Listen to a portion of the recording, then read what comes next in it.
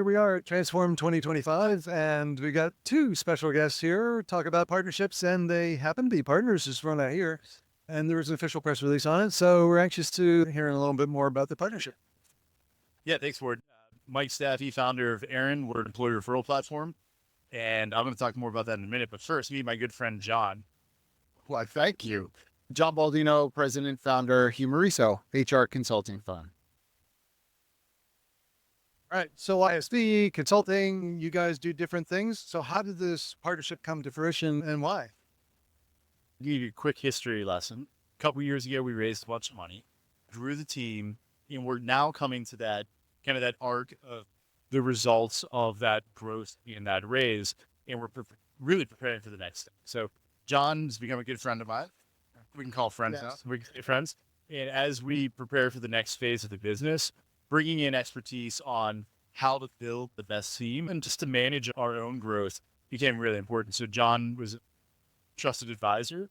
And as I called him more and more times than he probably wanted me to, we formed a formal partnership between the companies to have them help us with just day-to-day HR, and then brought John on as a fractional CHRO just to guide us in that journey.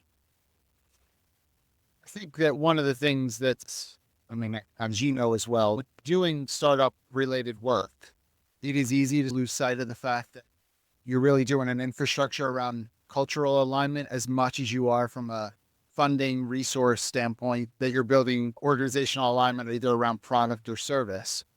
And at the startup phase, you lean a lot into product or service because that's what the funding's about.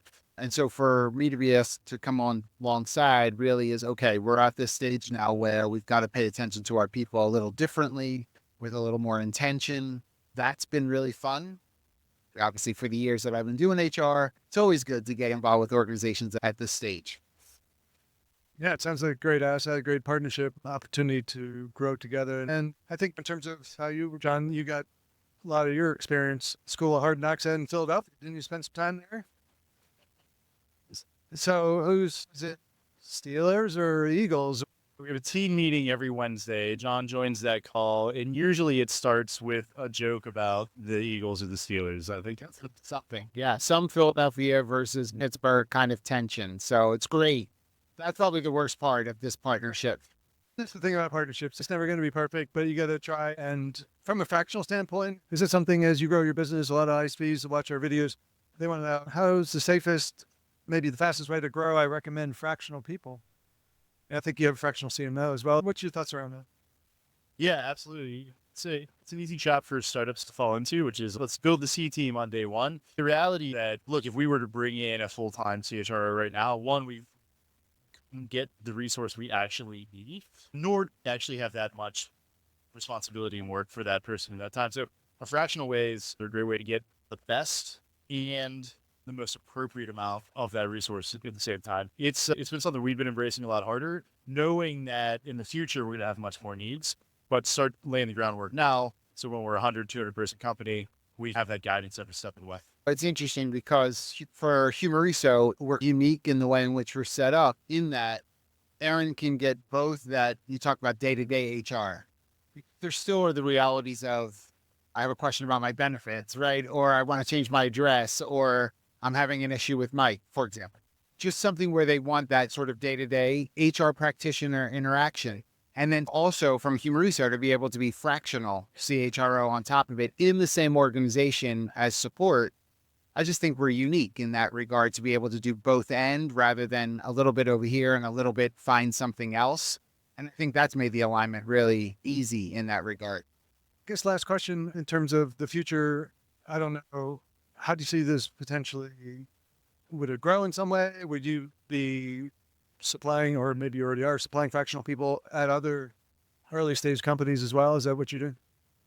So we do. Yeah. We have I'm not the only one. Thanks. There's some other wonderful people at Humareso who sit and serve in fractional capacity, VP of HR, CHRO level for not only just startups, but larger organizations as well. It's interesting. One of the things I think we forget sometimes is just because someone has been in an organization, the internal practitioner, doesn't necessarily mean anybody's over them to help them grow from a tactical HR practitioner to a transformational or strategic HR practitioner.